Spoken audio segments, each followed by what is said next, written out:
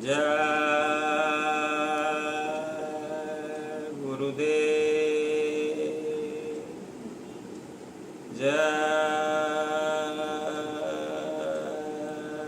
गुरुदेव।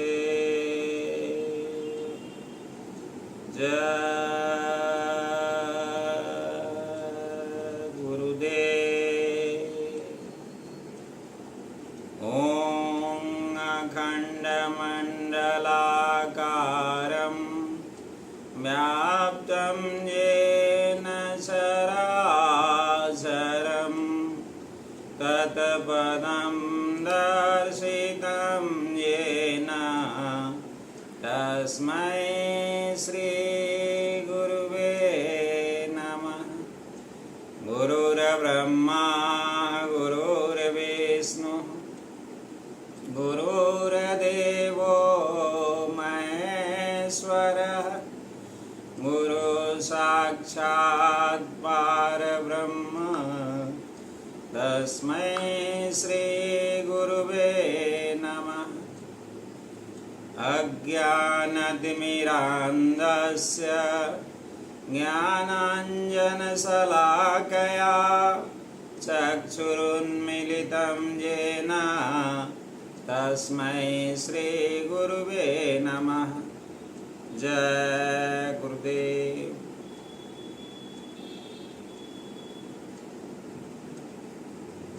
सबसे पहले गुरु महाराज के चरणों में कोटिशः नमन एवं प्रणाम अर्पित करते हुए आप जितने भी साध सत्संगी हैं, जितने भी नामदानी या जितने भी मनुष्य शरीर में जीवात्माएं बैठी हुई है, उन सबके चरणों में कोटिशः प्रणाम। आज हम लोगों का प्रसंग है कि मनुष्य शरीर, मानव जीवन या मनुष्य जोनी क्या है, क्यों मिला और इसका उद्देश्य क्या है। सबसे पहले हम लोग यह समझेंगे कि संसार में दो विचारधाराएं प्रचलित है। एक तो भौतिकवादी विचारधारा है और दूसरी जो है वह आध्यात्मवादी है। भौतिक विचारधारा वाले यह मानकर चलते हैं कि संसार अपने आप बना है और अपने आप चल रहा है। संसार का न तो कोई करता है, न ही इस दिखाई देने वाले संसार के बिना कोई सूक्ष्म रूहानी संसार भी है, और न ही परमात्मा रूपी किसी काल्पनिक शक्ति से मिलाप करने की जरूरत है। भौतिकवादियों का उद्देश्य है कि मनुष्य के लिए ज़्यादा से ज़्यादा सुख के सामान पैदा करना। वे कहते हैं कि संसार से गरीबी, अशिक्षा, बीमारी, बेरोजगारी, अन्याय और असमानता को दूर करना चाहिए। मनुष्य के शारीरिक, शैक्षणिक, कलात्मक और सदाचारिक विकास की ओर अधिक से अधिक ध्यान देना चाहिए। लेकिन आध्यात्मवादी लोग जो भी हैं इस संसार में, उनके अनुसार यह संसार उस परमेश्वर द्वारा बनाया हुआ है, उस अनामी महाप्रभु द्वारा बनाया हुआ है। वह वही कर्ता पुरुष है और इसे अपने हुक्म के अनुसार वही चला रहा है। मनुष्य की हस्ती का आधार शरीर नहीं, आत्मा है। सृष्टि में आने से पहले आत्माएं परमात्मा से अभेद थी। वह उसी अनामी महाप्रभु के यहाँ रहती थी। उस समय कोई रचना नहीं था। जब परमात्मा ने जगत की रचना की तो उसने अपने हुक्म से आत्माओं को जगत में भेजा, और यह संसार अधूरा, आरजी और नश्वर है। परमात्मा पूर्ण और अमर और अविनाशी है, और उसकी जो अंश जीवात्मा है वह भी पूर्ण, अमर और अविनाशी है। इसलिए केवल उसके मिलाप से ही पूर्ण और अस्थायी सुख मिल सकता है। मतलब कि जब मनुष्य शरीर में जीवात्मा अपने परमात्मा से मिलेगी तभी इसको अस्थायी सुख मिलेगा। जिस परमात्मा ने आत्मा को संसार में भेजा, उसने खुद इसे यह हुक्म दिया कि तू मेरी भक्ति द्वारा अधूरे और मायावी जगत को पार करके दोबारा मुझ में समा जा, ताकि तुझे तेरी खोई हुई पूर्णता फिर से प्राप्त हो जाए। आध्यात्मिक दृष्टि से मनुष्य जन्म का यही वास्तविक उद्देश्य है, और इसीलिए मनुष्य ध्वनि मिलता भी है कि हम परमात्मा से मिल जाएं और हम जिसमें अभेद थे, जिस अनामी महाप्रभु में अभेद थे, जिस अकाल महाप्रभु में अभेद थे, उसमें फिर से मिल जाए। आध्यात्मवादी विचारधारा का प्रचार करने वाले जितने भी संत आए, शुरुआत कबीर साहब से हुआ, लेकिन उसके बाद जितने भी संत आए वह सब समझाते हैं कि जब तक आत्मा अपने कर्ता की ओर से सौंपे गए मतलब उस अनामी महाप्रभु की ओर से सौंपे गए, उस प्रभु की ओर से सौंपे गए मूल कार्य, फर्ज या धर्म को पूरा नहीं करती, तब तक इसका संसार में आने का उद्देश्य कभी पूरा नहीं हो सकता। इसलिए सभी संत महात्मा जितने भी इस कलयुग में आए, बार बार जीव का ध्यान उस उद्देश्य की पूर्ति की ओर खींचते हैं। संत महात्मा सांसारिक सुखों के विरोधी नहीं हैं, लेकिन पर वे यह समझाते हैं कि इंद्रियों के भोग आंतरिक सूक्ष्म रूहानी आनंद की जगह नहीं ले सकती। मन इंद्रियों के स्तर पर नाम की भक्ति और परमात्मा के मिलाप से मिलने वाले आनंद का अनुमान लगा पाना संभव है। कबीर साहब भी बार बार समझाते हैं कि गुरु सेवा ते भक्ति कमाई, तब यह मानस देही पाई। इस देही कह सिमरऊ देव, सो देही भजू हरि की सेव। देवता भी इस मानव जन्म के लिए तरसते रहते हैं, क्योंकि प्रभु भक्ति द्वारा पूर्णता प्राप्त करने का अधिकार केवल मनुष्य शरीर में ही मिलता है और केवल मानव को ही दिया गया है। संतों महात्माओं ने मनुष्य शरीर को नर नारायणी देह, असरफुल, मखलूकात और सृष्टि का सरताज कहा है। खाने पीने सोने और सनातन पैदा करने का कार्य तो पशु पक्षी भी करते हैं। खाने पीने सोने और संतान पैदा करने का काम तो सांसारिक पशु पक्षी भी करते हैं। जितने भी जोनी हैं, 84 लाख जोनियों में जितने भी जोनी हैं सब करते हैं। लेकिन मनुष्य की बड़ाई इंद्रियों के भोगों और सांसारिक सुखों को इकट्ठा करने में नहीं, उसकी बड़ाई विद्या, कला, विज्ञान, चिंतन आदि में उन्नति करने तक भी सीमित नहीं है। उसकी असल बड़ाई अपने अंदर रखी गई उस शक्ति को जागृत करने और उसका विकास करने में है, जिसके द्वारा इस मनुष्य शरीर में बैठी हुई आत्मा उस परमात्मा से, अपने परम पिता से, उस अनामी महाप्रभु से मिल जाए। यह मनुष्य शरीर के द्वारा ही संभव है। जब मनुष्य शरीर में इस जीवात्मा को उतारी गई, जिस समय उतारी गई उस समय तो यह अभेद थी। उस समय इसमें मालिक का जितना शक्ति मालिक के पास, वह सारा शक्ति इसके पास भी था। लेकिन इस शक्ति के विकास की ओर ध्यान न देना अपने साथ सबसे बड़ा अन्याय करना है और मनुष्य जन्म को नाम रूपी अमूल्य रत्न की प्राप्ति के स्थान पर कौड़ियाँ कमाने में व्यर्थ गंवा देना है। संत महात्मा समझाते हैं कि संसार कर्म भूमि है। हर जीव अपने कर्मों के कारण 84 के कभी न कभी समाप्त होने वाले चक्र से बंधा हुआ है।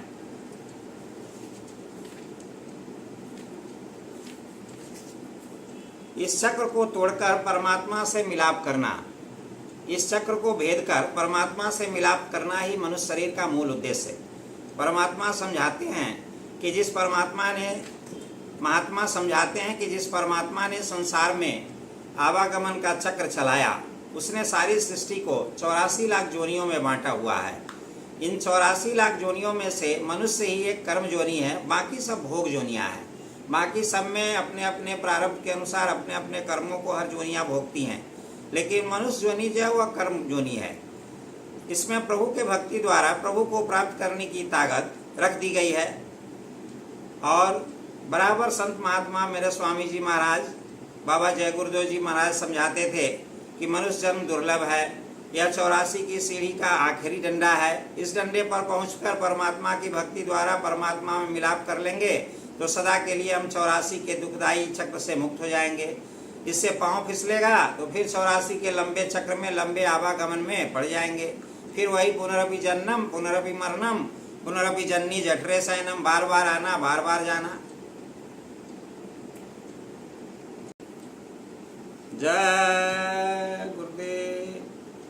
गोस्वामी जी महाराज रामचरितमानस में लिखते हैं कि बड़े भाग्य मानुष धन पावा, सुर दुर्लभ सद ग्रंथ ही गावा, साधन नाम मोक्ष कर द्वारा, पाइते जय परलोक सवारा। मानव शरीर के लिए देवता गण भी तरसते रहते हैं। मानव शरीर के लिए देवताओं को तरसना स्वाभाविक है, इसलिए कि देवताओं को सीधे मुक्ति या मोक्ष नहीं मिल सकता है। देवता मुक्ति के अधिकारी नहीं है, वह अभी भोग जोनी में ही हैं। उनको भी किसी कार्य के लिए, किसी समझिए कि समय के लिए, अंतराल के लिए कि भाई आपको इतना वर्ष तक सृजन का काम देखना है, ब्रह्मा आप कहलाइएगा, और किसी आत्मा को उनके पूर्ण के अनुसार बैठा दिया गया कि आपको इतना दिन तक संहार का काम देखना है और आप शंकर कहलाइएगा, और किसी को बैठा दिया गया किसी जीवात्मा को कि आप इतना दिन तक पालन का काम देखिए संसार का और आप विष्णु कहलाइएगा, तो वो भी भोग जोनी में है। लेकिन देवताओं को मोक्ष अगर चाहिए तो उनको भी मनुष्य जोनी में आना पड़ेगा। मुक्ति केवल मनुष्य के लिए ही संभव है, केवल मानव ही मुक्ति का अधिकारी है, इसलिए उन्हें मनुष्य जन्म में फिर से देवताओं को भी आना पड़ता है। देवता भी पहले मनुष्य ही थे, लेकिन अपने सुकर्मों के आधार पर उनको ऐसा कार्य करने के लिए वैसा पद मिला।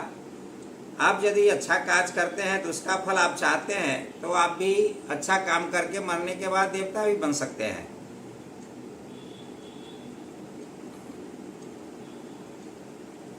फिर गोस्वामी जी महाराज लिखते हैं कि नरक स्वर्ग अपवर्ग अभिसेनी ज्ञान विराग सकल सुख देनी।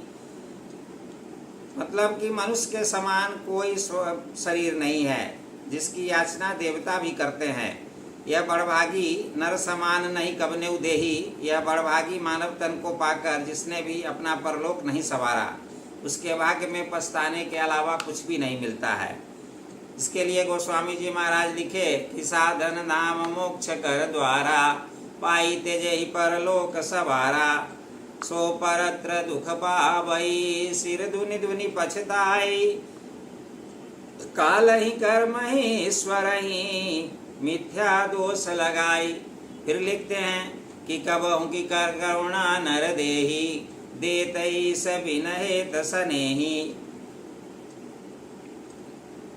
यह तन कर फल विषय न भाई, स्वर्ग स्वल्प अंत दुखदाई। मतलब कि मानव जीवन प्राप्त कर विषय वासनाओं में मन को लगाना अमृत के बदले विष ग्रहण करने जैसी मूर्खता है और इसे कोई भी अच्छा नहीं कहेगा। नर तन पाई विषय मन देही, पलट सुधाते सठ विष लेही, ताहि कबहु भल कहई कि कोई, गुंजाग्रह परस मनि खोई। बड़ा अच्छा गोस्वामी जी लिखे हैं कि एक ही बात के लिए एक ही प्रसंग में दो उपमा दिए हैं कि सुधाते विष सठ लेही और गुंजाग्रह परस मनि खोई। क्यों? जहाँ गृहस्थ और विरक्त दोनों वर्गों के लोग ईश्वर उपदेश सुन रहे हैं, वहाँ प्रथम उपमा गृहस्थों के लिए है। गृहस्थ के लिए कर्मों का त्याग संभव नहीं है, अस्तु वे मन से विषयों का त्याग करे, अन्यथा मन को विषयों से आसक्त करना मृत्यु के वर्ण के समान है।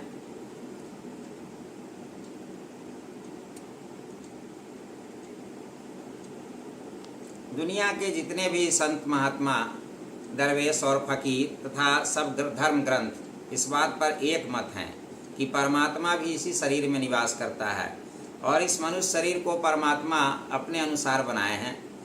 जैसे आप देखिएगा तो पहले जितना भी योग होता था, अष्टांग योग, उसमें मनुष्य शरीर में ही बताया जाता था और यह बात सही भी है। मनुष्य शरीर में 6 चक्र बताया गया कि गुदा चक्र है जहाँ गणेश और गौरी का वासा, और मनुष्य चक्र में ही गुदा चक्र के ऊपर लिंग चक्र जहाँ ब्रह्मा और सावित्री का वासा, और उससे ऊपर लिंग चक्र से ऊपर नाभि कमल जहाँ विष्णु और लक्ष्मी का वासा, और नाभि कमल से ऊपर हृदय चक्र वहाँ शंकर और पार्वती का वासा, और उसके ऊपर फिर आपको कंठ चक्र वहाँ आद्या महाशक्ति का वासा। तो इस मनुष्य शरीर में 6 चक्र, और 6 चक्र की साधना पहले के युगों में जितने भी ऋषि मुनि थे सारे लोग कराते थे। तो पूरा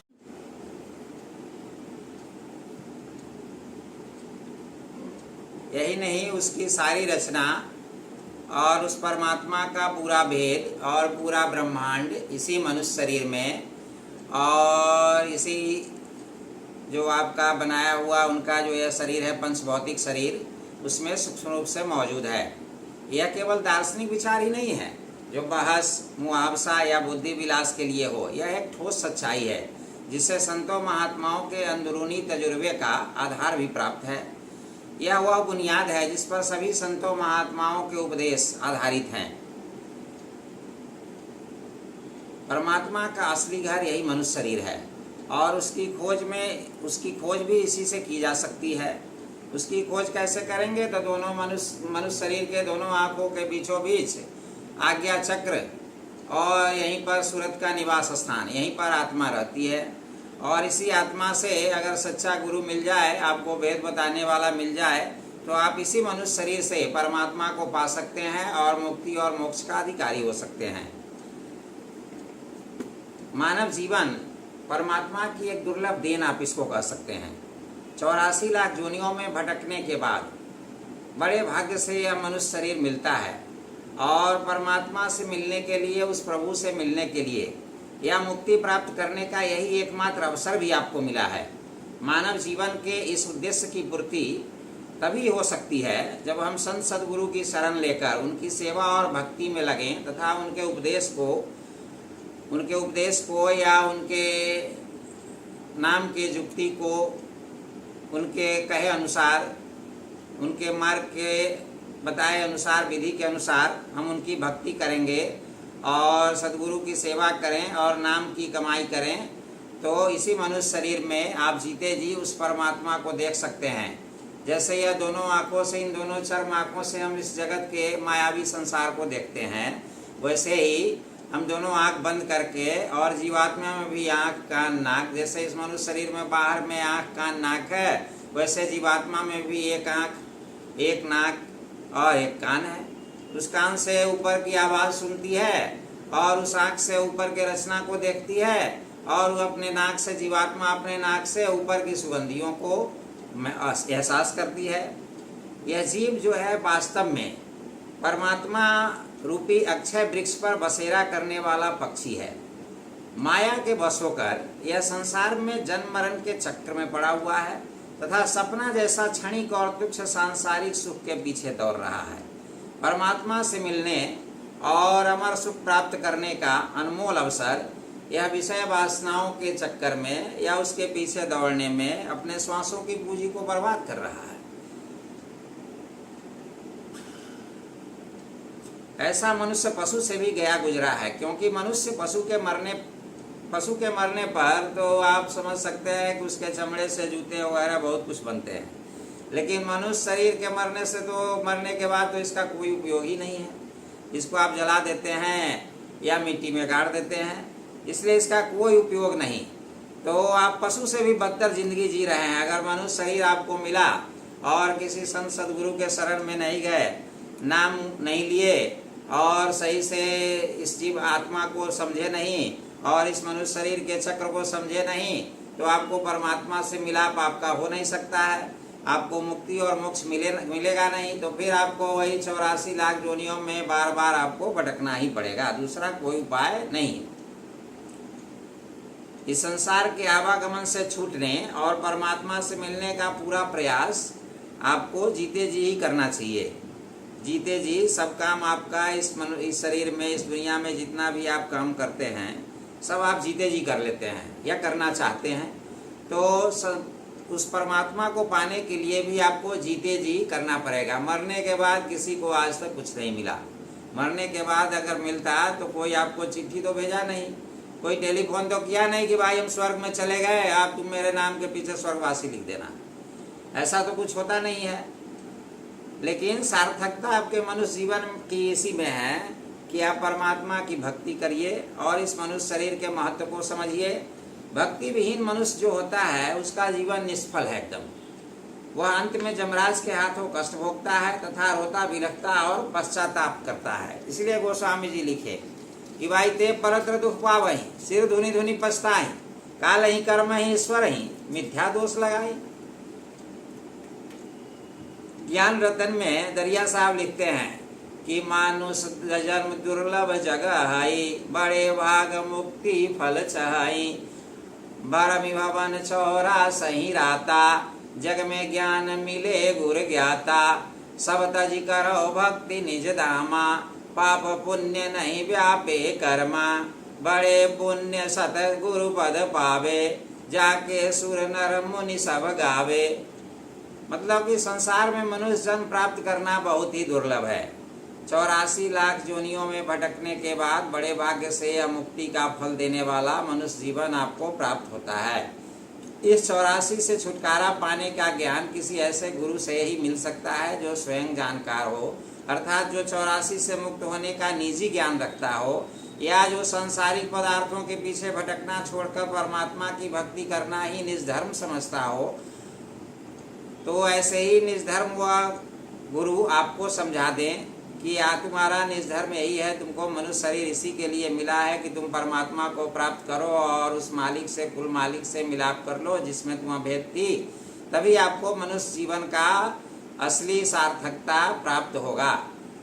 इसलिए मेरा तो बराबर यह विचार रहता है, आप सत्संगियों से बराबर यह अनुरोध है, आप गुरु प्रेमियों से बराबर यह अनुरोध है, धर्म प्रेमियों से बराबर यह अनुरोध हम करते हैं कि आप अपने सांसारिक जिम्मेदारियों को निभाते हुए गुरु की बताई हुई भक्ति में लग जाइए या प्रभु की या ईश्वर की भक्ति में लग जाइए।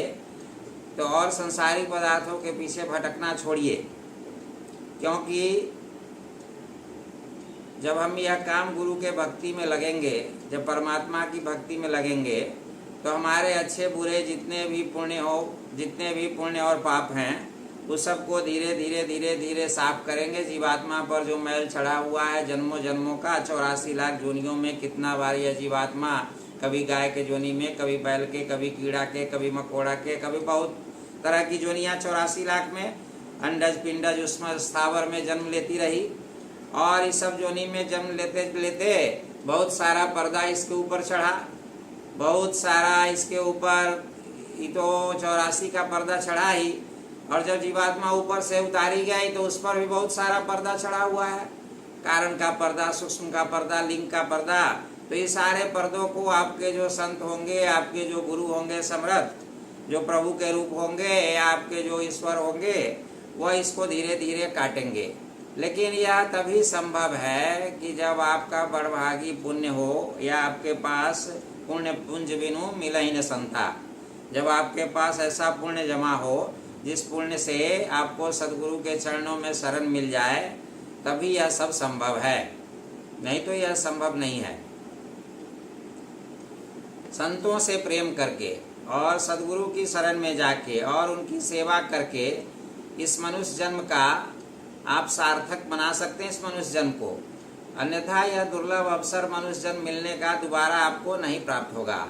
यह मनुष्य धन्य है जिसके हृदय में परमात्मा की भक्ति और परमात्मा के प्रति प्रेम बराबर उपज रहा हो, या जिसकी आत्मा जाग गई हो या जागने की कोशिश कर रही हो, जिसने सच्चे गुरु की पहचान करके उसकी सच्ची सेवा की हो, और सच्चे शब्द की धुन में लीन होने के बाद जिसका प्रेम क्षण भर के लिए उस परम पिता से, उस परमात्मा से, उस पूरन धनी से नहीं छूटता हो।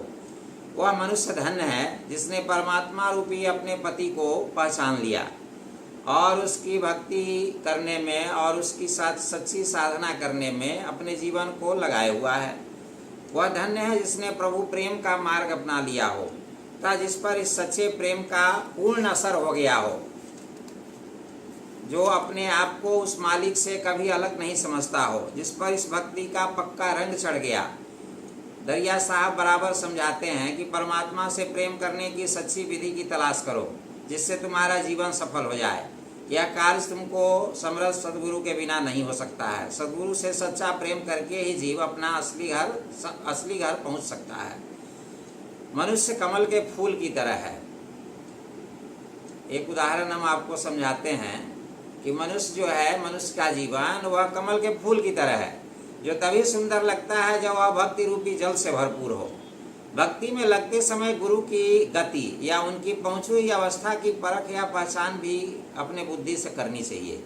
इस पहचान के बाद अगर दृढ़ता से आप भक्ति करते हैं, आपके अंदर में वह विश्वास हो गया कि मेरा गुरु कुल मालिक सच्चा है, समर्थ है, और वह मेरे जन्म मरण के चक्कर से छुटकारा दे सकता है, वह मुक्ति और मोक्ष दे सकता है। तो ऐसा जब विश्वास हो जाए तो भक्त के कुल की महिमा, अगर भक्त ऐसा भक्ति करने लगे उस गुरु का, तो उसके कुल की महिमा भी बढ़ जाती है।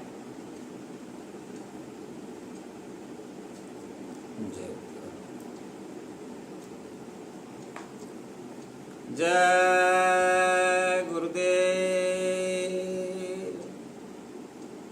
मनुष्य जन्म की बराबरी, मनुष्य जन्म का समझिए कि इक्वलाइजेशन आप कोई भी अन्य जोनी नहीं कर सकता इसका बराबरी। यदि इस शरीर के रहते ही परमात्मा के नाम का ज्ञान प्राप्त आप नहीं करते हैं तो फिर शरीर छूटने पर आपको पछताना पड़ेगा और यमराज आपका सब कुछ लूट लेंगे और फिर 84 लाख जोनी में भटकना ही पड़ेगा। इससे पहले हम गोस्वामी जी का सुनाए थे आपको कि ताहि कबहु भल कहै न कोई गुंजाग्रह परसमनि खोई। उसके बाद गोस्वामी जी ही लिखते हैं कि आकर 4,84,000 जोनि भ्रमत यह जीव अविनाशी। फिरत सदा माया कर प्रेरा काल कर्म स्वभाव गुण घेरा। कबहु की कर करुणा नर देही देतई सबिन हेत सनेही। नरतन भव बारिधि कर बेरो सन्मुख मरुत अनुग्रह मेरो। कर्णधार सदगुरु दृढ़ नावा दुर्लभ साध सुलभ करि पावा। उसके बाद लिखते हैं बड़ा अच्छा दोहा कि जो न तरे भव सागर नर समाज यस पाई। सो कृत निंदक मंदमती आत्मान गति जाई। जय गुरुदेव। जीव के निजघर सतलोक का वर्णन करते हुए दरिया साहब भी बार बार समझाते हैं, या जितने भी महात्मा आए सारे महात्माओं ने समझाया कि ऐ साधु, मुझ में ऐसे ज्ञान का प्रकाश हो गया है जो यह स्पष्ट करता है कि जितने भी जीव हैं सभी उस परमात्मा रूपी पति की स्त्रियां हैं। यह सारा संसार माया का पसारा है, परंतु पुरुष तो निर्मल है। पुरुष तो निर्मल है, जिस तक काल की पहुंच ही नहीं है वह तो अकाल पुरुष है। जब आत्मा कर्मों की मैल से निर्मल हो जाती है तभी वह वापस जाकर अपने पति से, मतलब उस अविनाशी प्रियतम परमात्मा या सत्पुरुष से जा मिलती है। वह फिर जगह पहुंचकर हमेशा के लिए उस जगह पहुंचकर अमर हो जाती है जहाँ न कभी मृत्यु होती है न माया का आदर भाव है। वह सबसे अद्भुत है। वहाँ न किसी को भूख प्यास लगती है। इसलिए आप इस मनुष्य शरीर में रहते हुए अपने हृदय के मैल को दूर करके अपने मन बुद्धि चित्त को इस अंतःकरण में रोककर सूरत का साथ देकर, चूँकि हम आप सब जितने भी हैं सब नामदानी हैं, कहीं न कहीं किसी न किसी गुरुमत से जुड़े हुए हैं और स्वामी जी महाराज जी सबको नामदान दिए। इसलिए हम लोगों को चाहिए कि बराबर मन में यह धारणा लेके चलें कि अंतःकरण में मन बुद्धि चित्त को रोककर, मन बुद्धि चित्त और अहंकार को रोककर जीवात्मा का साथ देकर, और स्वामी जी महाराज जैसे हमको नाम का बताए अभ्यास करने का और सुमिरन ध्यान भजन करने का, वैसे ही इस मनुष्य शरीर में सुमिरन ध्यान भजन करें और उस नाम का अभ्यास करें कि इसका जो है जितना भी कर्म है, सूक्ष्म कर्म जो भी है या स्थूल कर्म जो भी है या जितना भी बंधन है इस पर, 84 लाख से जब भी यह आई सारे जोनियों से, तो जितना भी बंधन इस पर चढ़ा हुआ है जीवात्मा पर, उसको सदगुरु की दया से हटाएं और उस सत्पुरुष में यहाँ जाके मिल जाए जहाँ हम इस अभेद थे। अब तो अवसर मेरा बीता जा रहा है। अब तो सांसों की पूंजी जो है टिक टिक टिक टिक टिक टिक कर कर और यहाँ से ख़त्म होती जा रही है। इसलिए सच्चे नाम का सुमिरन करें। जय गुरुदेव। जय गुरुदेव नाम किनका प्रभु का, जय गुरुदेव नाम किनका प्रभु का, जय गुरुदेव। बराबर हम लोगों को चाहिए कि अपने मन को बराबर समझाएं कि रे मन, ये सांसों का पूंजी मनुष्य शरीर में जो मिली हुई है और यह अवसर जो हमको मिला, सच्चा सद्गुरु मिल गए, तो इस अवसर को हम खोए नहीं। सद्गुरु के बताए अनुसार नाम का युक्ति लेकर और नाम का अभ्यास करेंगे, तभी तो आप समझ लीजिए कि मरने के बाद हमको किसी कष्टप्रद जोनी में जाना नहीं पड़ेगा। बराबर सुमिरन ध्यान भजन करते रहें और यह बात समझ लें कि सद्गुरु के चरणों की शरण लेने से ही आप जमराज के फंद से मुक्ति पा सकते हैं। और सद्गुरु की शरण इस मनुष्य शरीर में मिल जाए तभी यह मनुष्य शरीर निर्मल हो सकता है। निर्मल हुए शरीर में ही प्रभु प्रेम की ज्योति जलती है, जिससे इस संसार में मुक्ति मिलती है। इस प्रकार अंतर में विद्यमान परमात्मा के जागृत हो जाने से भ्रम भी दूर आपका हो जाएगा और अंतर में प्रकाश भी अपने आप प्रकट हो जाएगा। और जितने भी जीवात्मा पर पाप कर्म चढ़े हुए हैं, पाप का बोझा या पुण्य का बोझा समझिए, दोनों बेड़ी ही है। पाप का जो है वह आप समझ लीजिए कि लोहा की बेड़ी, तो पुण्य का सोना की बेड़ी। इस दोनों बेड़ी को तभी हम काट सकते हैं जब हमको नाम रूपी दीपक अंतर में जल जाए, इस दोनों आँखों के बीचों बीच।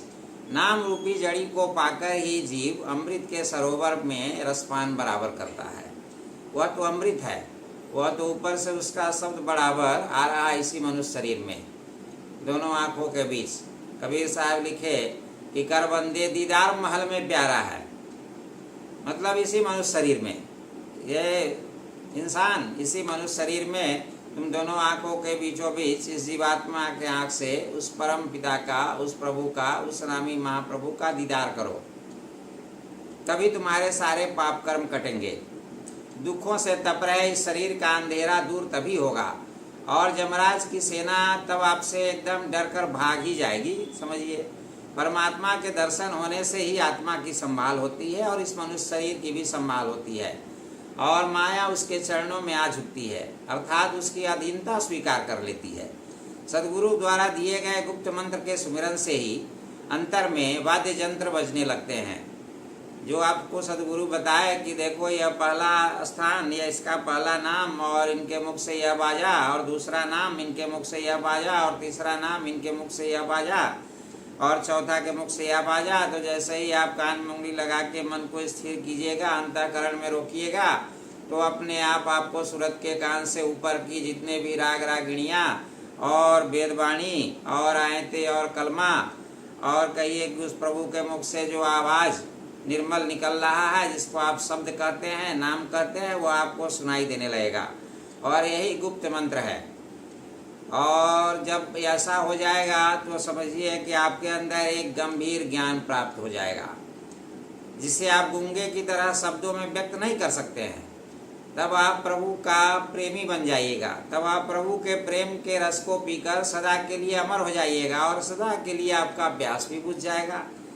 अब तो हृदय की सागर जो है वह आपका प्रेम के, प्रभु प्रेम के गागर से बराबर भरा रहेगा और दीन दुखिया जितने भी आत्मा है उनका दुख भी तुरंत मिट जाएगा, बशर्ते कि इस मनुष्य जोनी के आप सार्थकता को, इस मनुष्य जोनी के महत्ता को आप समझिए और समझकर किसी सच्चे सदगुरु को खोज करके और अपने जीवात्मा को जगाकर उस परमात्मा में और उस प्रभु में मिला दीजिए।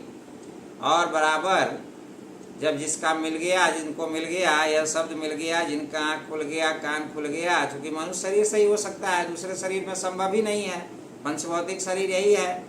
और हम दूसरे बात बताएंगे दूसरे सत्संग में कि 84 लाख जोनी क्या है, और इसमें 4 प्रकार का होता है कि अंडज, पिंडज, उसमें स्थावर, और उसमें सबका तत्व अलग अलग, किसी में 2 तत्व, किसी में 3 तत्व, किसी शरीर में, किसी में 4 तत्व और किसी में 5 तत्व, तो पूरा 5 तत्व इसी मनुष्य शरीर में है। चलिए अब इसी के साथ इस मनुष्य जोनी का, मानव जन्म के सार्थकता का वो आज प्रसंग है, उसको हम ख़त्म कर रहे हैं और बराबर अपने सद्गुरु से बराबर दया विनती करते हैं कि हे प्रभु, आपने मुझ पर तो दया की ही है, ये जितने भी सारे जीव हैं सब पर दया करिए और सबका बेड़ा पार करिए। जय गुरुदेव।